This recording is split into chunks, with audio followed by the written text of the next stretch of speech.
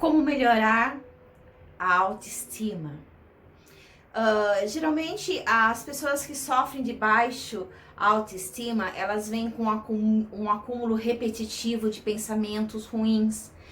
Vamos supor, você teve algumas derrotas, foi reprovado em diversas provas, ou não consegue chegar naquilo que você se propôs a chegar e está muitos anos sofrendo com comportamentos viciantes e você não sabe como lidar com isso.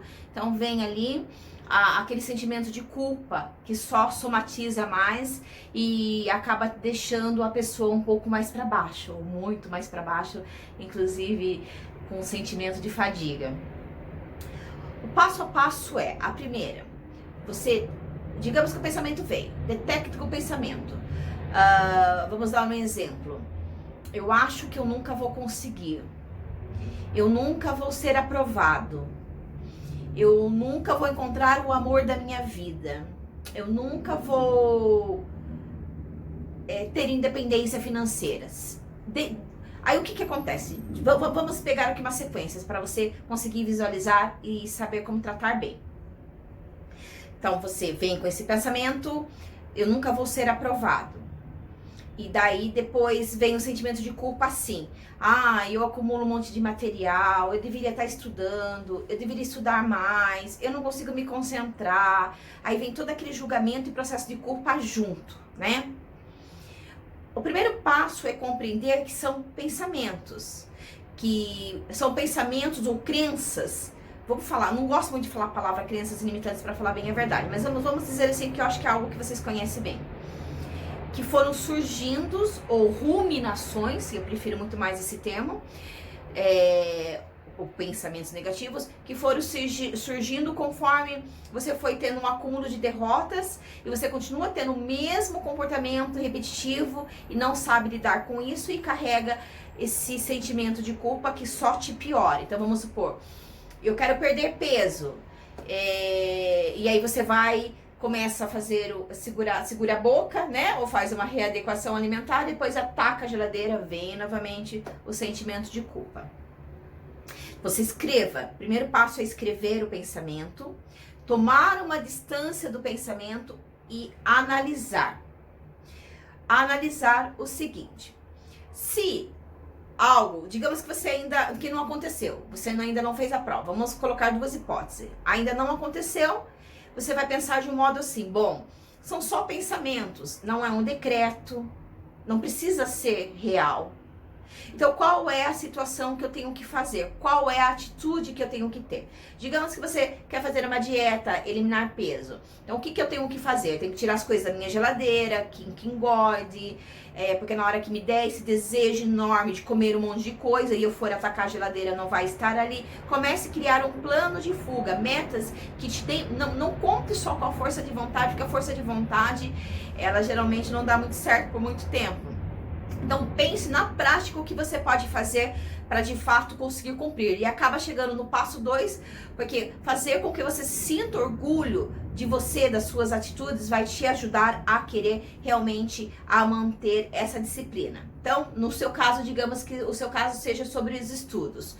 E ao invés de sentar e estudar, você ficou enrolando nas mídias. Então pense, acorde ou um dia antes, crie as metas e qual o plano de fuga que você vai criar para evitar ficar desperdiçando o pouco tempo que você tem nos seus estudos. Sentou para estudar, a forma que você avalia, a forma que você está estudando, se ela está sendo adequada.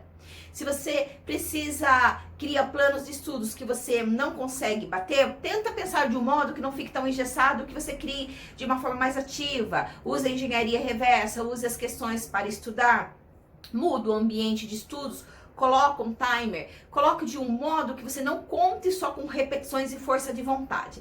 Se você tiver ali naquele momento que você precisa estudar e as ruminações ou os pensamentos vierem, pega uma folha sulfite e escreva folha da distração. Se há alguma preocupação ou algo que você precisa resolver, escreva, esvazie a mente, pronto, coloca um time e volte a estudar. Toda vez que isso acontecer novamente, você vai pegar aquela folha e vai sempre escrever. Porque se você não esvazia e não escreve, essa repetição vai ficar ali junto com os seus estudos. Digamos que você tenta estudar e está pensando 200 mil coisas que você precisa fazer. Antes de sentar e estudar, coloque essas metas, as coisas que você precisa fazer, deixa uma lousa na tua frente e a folhinha de distração. Vai ajudar muito nesse autocontrole que você precisa ter, tá? Lembrando que esse sentimento de tristeza, de frustração, ou de fadiga, ou cansaço absurdo, nem sempre está relacionado às ruminações. Pode ser um processo de estar com a química cerebral desregulada, né? Então, pode ser que estímulos externos estejam te afetando também. Então, você precisa detectar, você precisa encontrar um bom profissional. Sempre sugiro para vocês um nutrólogo. Peça exames de sangue específicos de vitamina D, de vitamina B. Faça exames de vermes para ver se realmente você está absorvendo todos os nutrientes e que ele meça o seu cortisol, tá? É muito importante que vocês não só trabalhem a parte psicológica, a parte terapêutica, mas também façam exames apropriados para ver se você não está com déficit de algumas vitaminas ou com a tireoide desregulada. Uma alimentação ruim ou algum déficit de vitamina também gera sentimentos ruins, porque muitas das vezes, se for esse o seu caso, mesmo você seguindo esses passos de como melhorar a tua autoestima, pode ser que não melhore se você também não tratar o déficit de vitamina. E a maior parte dos casos que vem na minha mão, no final das contas, estão relacionados a déficit de vitamina D, a complexo B, principalmente B12, e muitas das vezes até mesmo vermes. Exatamente, parece uma coisa muito doida, né? Mas sim, até mesmo vermes. Se você está com algum tipo de verme, se o intestino não estiver funcionando direito, você vai ter dificuldade de gerar a serotonina, que é aquela que regula o seu humor, tá bom? Então, é muito importante você fazer essas avaliações nessas sequências para mim, tá bom? Então, repetindo, digamos que, agora vamos só finalizar a outra parte que eu te dei, o caso se não aconteceu ainda, mas digamos que você veio de sucessivas derrotas e que isso mexeu muito com o seu ego, isso te frustrou muito. Então, o que é que você vai fazer? Vai detectar o pensamento, vai avaliar qual foi o plano estratégico que você aplicou, o que deu de errado e vai criar uma terceira coluna com a solução de como você vai fazer diferente para que melhore os seus resultados nos concursos, ou nos seus estudos, na escola, na faculdade, ou na ordem, os vestibulares que você presta, tá bom? Então você vai analisar aqui, precisava de mais tempo, então você vai começar a estudar um pouco antes, fiquei vendo muita videoaula, não fiz quase questões, então você vai se organizar de um modo e precisa colocar no papel, que consiga realmente começar bem antes e finalize fazendo bastante questões, separando o que errou para que possa estar revisando. Os métodos que eu estou aplicando comigo, que o povo fala aí que é ótimo, não está funcionando. Então você vai pegar todas essas ideias e vai tentar adequar a sua realidade. Se você não consegue ter tanto tempo de estudos, porque tem criança pequena, porque você fica se comparando aos outros e isso está te deixando para baixo, você vai reconhecer aquilo que você pode fazer, a tua rotina, e vai montar o teu plano estratégico respeitando aquilo que você tem aqui no dia a dia, tá? Então, no seu caso, que você está com sucessivas derrotas, bom, eu não tenho foco, você detecta isso, mas aí sai um concurso, você já, na impulsividade, corre. Muitos de vocês falam assim, pessoal que está comigo, eu toco bastante na tecla sobre foco. Sai um concurso novo, vem e pergunta, e aí, eu posso prestar esse, o que você acha?